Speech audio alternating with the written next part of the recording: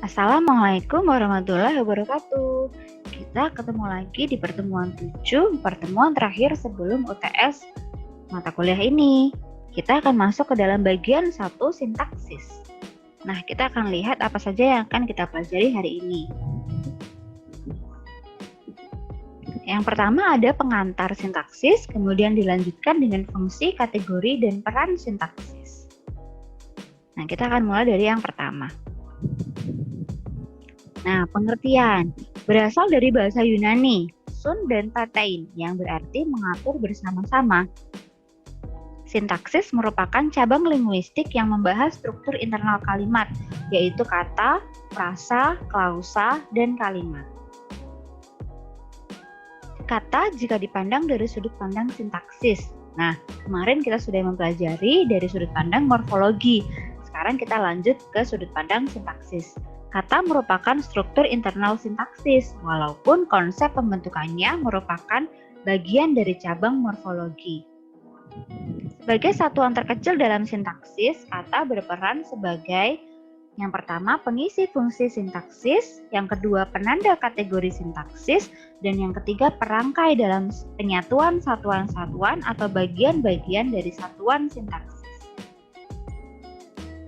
Nah, kata sebagai pengisi satuan sintaksis harus dibedakan menjadi dua. Yang pertama adalah kata penuh. Ialah kata yang secara leksikal memiliki makna. Ingat, leksikal berarti adalah maknanya ada dalam Kamus Besar Bahasa Indonesia. Mempunyai kemungkinan untuk mengalami proses morfologis, merupakan kelas terbuka, dan dapat berdiri sendiri sebagai sebuah satuan. Nah, yang termasuk kata penuh ada pada kategori nomina, verba, adjektiva, adverbia, dan numeralia. Kemarin sudah belajar pada kelas kata, jadi saya tidak akan menjelaskan lagi di sini. Contoh, kata masjid, maknanya adalah tempat ibadah orang Islam. Nah, yang kedua adalah kata tugas, merupakan kata yang secara leksikal tidak mempunyai makna, tidak mengalami proses morfologis, merupakan kelas kata tertutup, dan di dalam peraturan tidak bisa berdiri sendiri. Jadi, kata-kata yang termasuk dalam kata tugas tidak bisa kita cari maknanya di dalam Kamus Besar Bahasa Indonesia. Nah, yang termasuk kata tugas adalah preposisi dan konjungsi, kata depan dan penghubung. Contoh, dan. Dan tidak punya makna leksikal, tapi mempunyai tugas sintaksis untuk menggabungkan dua buah konstituen. Konstituen itu bisa misalnya kata benda dan kata benda, misalnya buah dan sayur, atau bisa juga misalnya kalimat dan kalimat, misalnya adik bermain bola dan kakak melukis lukisan, misalnya seperti itu. Kata sebagai pengisi satuan sintaksis. Nah, kata-kata yang termasuk dalam kata penuh mempunyai kebebasan yang mutlak atau hampir mutlak sehingga menjadi pengisi fungsi-fungsi sintaksis. Sementara itu, kata tugas mempunyai kebebasan yang terbatas, selalu terikat dengan kata yang ada di belakangnya atau di depannya untuk preposisi, dan dengan kata-kata yang dirangkainya untuk konjungsi. Nah, jadi kalau kata penuh ingat itu bisa berdiri sendiri, seperti kata masjid, kursi, orang, dan lain-lain. Tapi kalau kata tugas itu selalu terikat dengan kata-kata yang ada di sekitarnya, yaitu di depan atau di belakangnya, atau kata-kata yang dirangkainya. Seperti tadi misalnya buah dan sayur. Kemudian kalau yang di belakang atau di depannya misalnya preposisi di rumah, di sekolah, atau ke pasar, seperti itu. Nah, sekarang kita masuk ke dalam fungsi sintaksis, merupakan tempat-tempat yang terdapat dalam struktur sintaksis yang di dalamnya terdapat kategori-kategori tertentu. Fungsi sintaksis dibagi menjadi yang pertama subjek, yang kedua predikat, ketiga objek, keempat pelengkap, dan terakhir adalah keterangan. Nah, kita mulai dari subjek dan predikat. subjek adalah bagian yang diterangkan oleh predikat atau merupakan bagian klausa yang menandai apa yang dinyatakan oleh pembicara. Dapat dicari dengan pertanyaan apa atau siapa yang tersebut dalam predikat. Biasanya berupa frasa nomina atau frasa pengganti nomina. Jika diubah menjadi kalimat tanya, subjek tidak dapat diberi partikel kah, sedangkan predikat bisa. Nah, sementara itu, predikat adalah bagian dari kalimat yang menerangkan subjek atau merupakan bagian klausa yang menandai apa yang dinyatakan oleh pembicara mengenai subjek. Dapat ditentukan dengan pertanyaan yang tersebut dalam subjek sedang apa, berapa, di mana, dan lain-lain. Biasanya berupa frasa nomina, verba, adjektiva, numeralia, atau preposisi. Contoh, mereka sedang bermain. Sedang bermain termasuk dalam predikat. Mereka termasuk ke dalam subjek. Nah, jika diganti dengan pertanyaan, maka menjadi sedang bermainkah mereka? Yang dapat ditambah dengan kah adalah predikat. Sedangkan kalau subjek tidak bisa. Tidak bisa menjadi sedang bermain mereka kah? Itu tidak bisa. Yang bisa adalah sedang bermainkah mereka? Kemudian contoh yang kedua, guru itu cantik sekali. Guru itu adalah subjek, cantik sekali adalah predikat. Nah, cantik sekali itu adalah adjektiva, yaitu kata sifat. Yang di sini menjadi sebuah predikat. Kalau diganti kata tanya menjadi cantik sekalikah guru itu? Tidak bisa kita menjadi cantik sekali guru itu kah? Itu tidak bisa, tidak bermakna. Jadi ingat yang bisa ditambah dengan partikel kah adalah predikat. Lanjut ke objek dan pelengkap. Objek adalah bagian dari verba yang menjadi predikat dalam sebuah klausa. Ditentukan oleh ketransitifan predikat. Nah, transitif ingat kemarin butuh objek atau tidak. Biasanya berupa frasa nomina atau frasa pengganti nomina. Dibedakan menjadi dua, objek afektif dan efektif. Objek afektif adalah yang bukan merupakan hasil perbuatan predikat. Contohnya, saya membaca komik. Komiknya itu dibaca, bukan hasil perbuatan. Sedangkan objek efektif adalah objek yang menjadi hasil perbuatan predikat. Contoh, ia menulis surat. Surat itu adalah hasil dari kegiatan menulis. Seperti itu. Pelengkap adalah bagian predikat verbal yang menjadikan predikat tersebut menjadi lengkap. Kedudukannya mirip objek.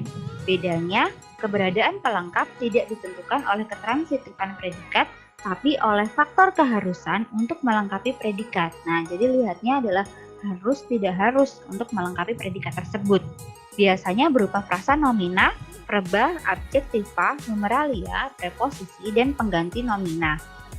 Cara membedakan objek dan pelengkap. Objek selalu berada setelah predikat transitif atau dwitransitif. Pelengkap berada di belakang objek pada kalimat dwitransitif atau di belakang predikat intransitif. Jadi, kalau predikatnya adalah berupa kata yang membutuhkan objek, maka di belakang kata predikat transitif terdapat objek. Sedangkan pelengkapnya biasanya ada setelah objek tersebut. Tapi kalau predikatnya intransitif atau tidak butuh objek, maka pelengkap bisa langsung diletakkan di belakangnya. Kemudian objek dapat menjadi subjek pada kalimat pasif. Ibu membaca koran. Koran dibaca ibu. Nah, seperti itu. Jadi koran adalah objek pada kalimat pertama, sedangkan pada kalimat kedua, koran tersebut menjadi subjek karena menjadi pasif. Sedangkan pelengkap tidak bisa. Nah, kita akan lihat contohnya.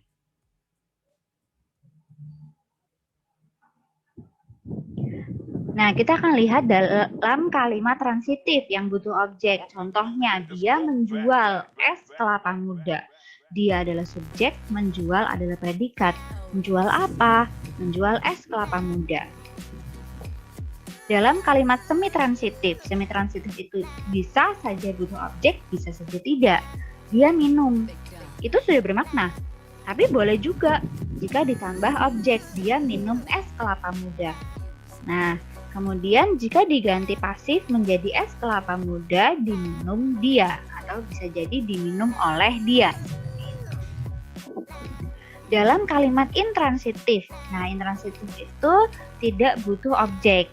Ada intransitif yang tidak lengkap, itu berarti hanya ada subjek dan predikat. Dia mandi. Mandi itu tidak butuh objek, mau mandi apa? Tidak ada. Semi lengkap, nah dia berjualan. Berjualan itu masih bisa ditambah dengan pelengkap. Dia berjualan es kelapa muda. Jadi ingat, kalau kalimatnya intransitif, maka es kelapa muda di situ adalah untuk pelengkap. Dia berjualan es kelapa muda. Jadi kata berjualan, kemudian misalnya apalagi ya, contohnya misalnya berkata, misalnya itu diikutinya oleh pelengkap, bukan objek. Nah, kalau kalimat lengkap itu ada organisasi itu berlandaskan asas kegotong royongan. Contohnya, organisasi itu adalah subjek, berlandaskan adalah predikat, dan asas kegotong royongan adalah pelengkap. Nah, di sini untuk membedakan, misalnya tadi, kalau yang objek itu bisa dibuat menjadi subjek. Dia minum es kelapa muda. Es kelapa muda diminum dia. Tapi kalau untuk organisasi itu berlandaskan asas kegotong royongan, maka tidak bisa dibuat asas kegotong royongan dilandaskan organisasi itu. Itu tidak bermakna, tidak bisa. Jadi, kalau kalian ingin membedakan mana yang objek dan mana yang predikat, maka cobalah ubah menjadi subjek. Kalau bisa, maka menjadi objek. Tapi kalau tidak bisa, maka itu adalah pelengkap. Sekarang kita lanjut ke keterangan. Keterangan adalah bagian kalimat yang menerangkan subjek, predikat, objek, atau pelengkap. Sering disebut inti luar klausa karena sifatnya fleksibel. Bisa di awal, di tengah, atau di akhir klausa. Biasanya berupa frasa nominah, preposisi, dan konjungsi. Letak keterangan bisa dipindah-pindah, kecuali di antara predikat dan objek atau predikat dan keterangan. Contoh, dulu dia menjual es kelapa muda. Dulu itu adalah keterangan waktu. Bisa diubah menjadi dia dulu menjual es kelapa muda. Tapi tidak bisa menjadi dia menjual dulu es kelapa muda. Itu tidak bisa. Maknanya akan berubah. Nah, secara jenis keterangan, di sini kita akan belajar satu-satu. Ada keterangan tempat. Contohnya, aku ingin tidur di kamarnya. Maka di kamarnya menunjukkan keterangan tempat. Keterangan waktu, Bapak pergi ke Jakarta kemarin. Kemarin, hari ini, tadi pagi, besok malam. Itu keterangan waktu. Keterangan syarat, kami akan datang bila diundang. Bisa menggunakan bila, bisa menggunakan jika. Syarat di situ. Kemudian ada keterangan tujuan, Ariel mandi agar sehat. Tujuannya agar apa? Agar sehat, supaya bugar, misalnya seperti itu. Keterangan alat, ia menulis dengan pensil, dia mengecat dengan kuas, misalnya. Keterangan pembatas, ia menangis hingga menjelang subuh. Jadi ada batasan, hingga menjelang subuh atau hingga sebelum zuhur, seperti itu. Keterangan pengecualian, selain Tuti, semua siswa tetap masuk. Atau kecuali Dika, semua siswa harap masuk ke kelas. Seperti itu. Keterangan sebab, dia tidak hadir karena tidak diundang. Atau sebab tidak diundang. Keterangan perlawanan, meskipun dilarang, ia tetap membeli buku itu. Jadi ada kontradiksi. Meskipun ibunya marah, Budi tetap bermain di luar, misalnya. Keterangan kualitas, ia berlari dengan cepat, dia mengerjakan dengan baik. Misalnya dia memasak dengan terampil. Keterangan kuantitas, ia membeli buku banyak sekali. Misalnya ia mempunyai uang sedikit sekali. Keterangan modalitas, barangkali dia tidak datang. Mungkin dia tidak datang. Nah, modalitas itu biasanya bisa seperti itu. Ada barangkali, mungkin. Nah, sekarang kita masuk kategori sintaksis. Merupakan jenis atau kelas kata atau frasa yang menjadi pengisi fungsi-fungsi sintaksis. Berkenaan dengan kelas kata seperti yang telah dipelajari pada bab morfologi. Kita lihat. Contohnya, dia membawa buku. Fungsinya, ingat yang tadi, subjek, predikat, objek. Kenapa objek? Karena bisa diubah menjadi subjek. Buku dibawa dia. Nah, kategorinya sekarang adalah kategori pronomina. Kata ganti, kemudian ada membawa adalah verba, kemudian kategori verba, kemudian yang buku adalah kategori nomina.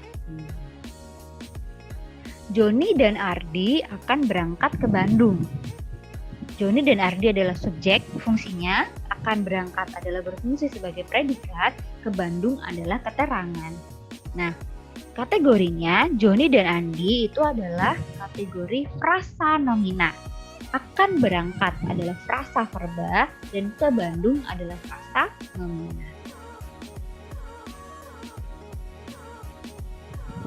Nah, kita masuk ke dalam peran. Pada dasarnya, ialah makna yang terkandung pada setiap pengisi fungsi sintaksis dalam hubungan dengan fungsi lainnya, atau hubungan pengisi fungsi sintaksis yang satu dengan yang lain. Contoh, tadi dia membawa buku. Perannya, dia adalah sebagai pelaku, membawa adalah tindakan, dan buku adalah sasaran. Kemudian, Joni dan Ardi akan berangkat ke Bandung. Joni dan Ardi berperan sebagai pelaku, akan berangkat berperan sebagai tindakan, dan ke Bandung berperan sebagai tujuan. Nah, peran yang dimiliki predikat itu ada beberapa. Ada sebagai tindakan, pekerjaan, proses, kejadian, keadaan, pemilikan, kuantitas. Sedangkan yang dimiliki oleh subjek dan objek itu bisa sebagai pelaku, sasaran, hasil, pengguna, sumber, ukuran, dan sebagainya. Dan peran yang dimiliki keterangan ada alat, tempat, waktu, penyerta, asal, dan lain-lain. Nah, itu saja untuk hari ini. Materi ini akan dilanjutkan setelah UTS, karena sintaksis juga sama seperti morfologi akan dibagi menjadi 3 bagian. Oke, sampai di sini dulu. Kita materi UTS-nya hanya sampai pada morfologi 3. Jadi, jangan lupa belajar. Silahkan dan semoga sukses UTS-nya. Terima kasih. Wassalamualaikum warahmatullahi wabarakatuh.